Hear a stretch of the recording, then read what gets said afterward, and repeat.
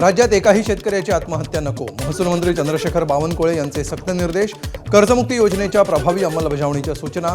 17 लाख शेतकऱ्यांच्या यादीनंतर दुसरी यादी 15 दिवसात. जिल्हाधिकाऱ्यांसोबत व्हीसीद्वारे मंत्रालयात बैठक. कर्जमाफीसाठी धुळे जिल्ह्यातील 47,344 शेतकऱ्यांची माहिती शासनाकडे पाठवली. 9,148 शेतकऱ्यांचे आधार प्रमाणीकरण, तर अद्यापही 19,864 आधार प्रमाण करणं बाकी.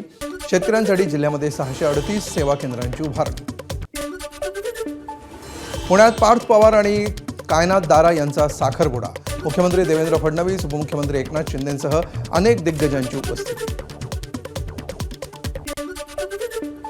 राष्ट्रवादीच्या दिलीप वळसे पाटलांनी घेतली शरद पवारांची भेट. राष्ट्रवादी विलिनीकरणाच्या चर्चेमुळे भेटीला महत्त्व, तर पार्थ पवार आणि कायनात दारा यांच्या साखरपुड्यासाठी अनेक मंत्री पुण्यात दाखल. येत्या 9 ऑगस्टला शेवटचं आणि सर्वात मोठं आंदोलन करणार. मराठा आरक्षणासाठी पुन्हा एकदा मनोज जरांगेंची आंदोलनाची हाक. मराठा आंदोलनाला येत्या 29 ऑगस्टला 3 वर्ष पूर्ण. जालन्यातील अंतरवाली सराडीतून जरांगेंचा पुन्हा एल्गार.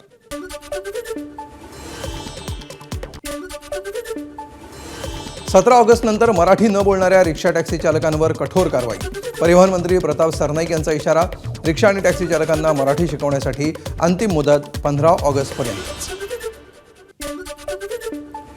31 डिसेंबर नंतर सर्वांवर समान कारवाई. HSRP नंबर प्लेटबाबत परिवहन मंत्र्यांचं स्पष्टीकरण. प्रत्येक वाहनावर हाय सिक्युरिटी रजिस्ट्रेशन प्लेट अनिवार्य. अमरावतीमध्ये हेल्मेट सक्तीला राजकीय पक्षांचा विरोध. हेल्मेट सक्ती केली मात्र शहरातील वाहतूक व्यवस्था अनियंत्रित. राजापेठ उड्डाणपुलावर काल भीषण अपघातामध्ये 2 महिलांचा मृत्यू. भिवंडीत अतिक्रमण, फेरीवाले आणि अनधिकृत अन्नपदार्थ विक्रेत्यांविरोधात FDAची धडक कारवाई. तर कारवाई दरम्यान सहाय्यक आयुक्तांना धक्काबुक्की. FDAकडून स्वच्छतेच्या नियमांचं उल्लंघन केलेल्या हॉटेलांना नोटिसा. सागरमाला 2.0 अंतर्गत महाराष्ट्रातील प्रकल्पांना मंजुरी मिळण्यासाठी मंत्री नितेश राणेंचा केंद्राकडे पाठपुरावा. केंद्रीय बंदरे आणि जलमार्ग मंत्री सर्बानंद सोनोवाल यांची घेतली भेट. चंद्रपूर शहरातील प्राचीन विठ्ठल मंदिरामध्ये गुरुपौर्णिमेनिमित्त विठ्ठल रुक्मिणीच्या मूर्तीची रथयात्रा. 400 वर्ष जुन्या मंदिरामध्ये विठ्ठलाचा रथ हातानं ओढण्याची परंपरा. गुरुपौर्णिमेनिमित्त अक्कलकोट स्वामी समर्थ महाराज मंदिरामध्ये स्वामींची मुख्य आरती आणि महापूजा संपन्न. मंदिर ट्रस्टचे अध्यक्ष महेश इंगळे, उद्योजक राणा सूर्यवंशी आणि पोलीस अधीक्षक अतुल कुलकर्णी यांची उपस्थिती. अमरावतीमध्ये जलजीवन मिशनच्या खड्ड्यात पडून 3 वर्षीय चिमुकलीचा मृत्यू. चिखलदरा तालुक्यातील कोरडा गावातील धक्कादायक घटना. नायरा बसून मृत्यू झालेल्या चिमुकलीचं नाव. पाईपलाईन टाकण्यासाठी काढला होता खड्डा. चंद्रपूरमध्ये लोको पायलटनं दाखवलं प्रसंगावधान. वेग कमी करत वाचवला वाघाचा जीव. लोको पायलटच्या कृतीचं सर्वत्र कौतुक. हिंगोलीतील वसमत शहरासह ग्रामीण भागामध्ये जोरदार पाऊस. शेतकरी वर्गामध्ये आनंदाचं वातावरण.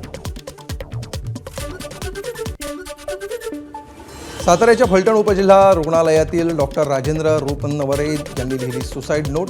आमदार तानाजी सावंत यांच्या स्वीय सहाय्यकासोबत फिटनेस सर्टिफिकेटवरून झाला होता वाद. भंडाऱ्यातील 15 आंदोलकांवर गुन्हा दाखल. मानेगावमध्ये महामार्गाच्या अंडरपास चुकीच्या कामामुळे एकाचा झाला होता मृत्यू. याविरुद्ध नागरिकांनी महामार्ग अडवून टायर जाळपोळ करत केलं होतं आंदोलन.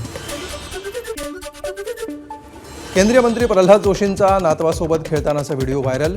जोशी यांच्या कौटुंबिक क्षणांची सोशल मीडियावर चर्चा. झारखंडच्या धनबादमध्ये कोळसा तस्करी विरोधात ईडीची मोठी कारवाई. 150 कोटींची मालमत्ता जप्त. 25 ठिकाणी एकाच वेळी छापे. 500 कोटींची मालमत्ता असल्याची माहिती. आसाममध्ये पुरामुळे भीषण परिस्थिती. जवळपास 3.5 लाखांहून अधिक नागरिक पुरामुळे प्रभावित. आसामच्या पूरग्रस्तांसाठी अभिनेत्री आलिया भट्ट सरसावली पुढे. सोशल मीडियावर पोस्ट शेअर करत केलं मदतीचं आवाहन.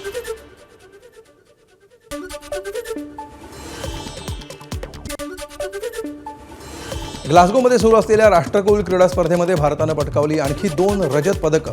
महिलांच्या वेटलिफ्टिंगमध्ये हरजिंदर कौर, तर धावण्याच्या शर्यतीमध्ये गुलवीर सिंगनं पटकावलं रजत पदक. 12 पदकांसह भारत 9व्या स्थानी.